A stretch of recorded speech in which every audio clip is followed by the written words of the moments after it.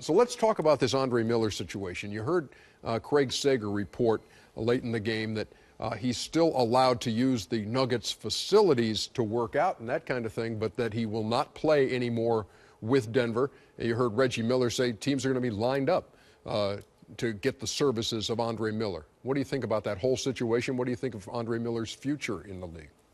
Well, I think Andre Miller has been a great gentleman and a very good player for a long time, but I think the way he handled this Brian Shaw thing was totally inappropriate. You can't be yelling and screaming at your coach on the bench. Nobody can do that. I mean, nobody can do that. I think he can be a good backup for a playoff contender. I do. He's a good player. I think he can help a contender. He's not going to a young team, but if some contender would pick him up. But as far as his behavior, you can't yell at your coach and berate him during the game. And as a coach, sometimes you have to take a stand, because after all that, for you to put him back in now gives everyone else the right to go at the coach. So, you know, B. Shaw, grew up playing with B. Shaw, nice guy. And, you know, Andre was probably upset that his streak was broken, but I think he could have handled it a different way. Well, it's uncharacteristic. You know, we've never heard Andre Miller being a problem in any locker room. All we've heard about him is a guy who shows up every night and plays all the time. You're the opposite. So, you know, everyone's allowed, you know, an error.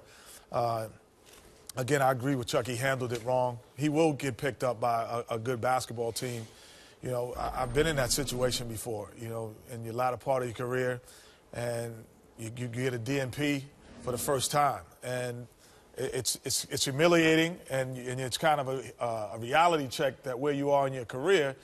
But the one thing that I remember with doing was making sure that I said it's a coach's decision.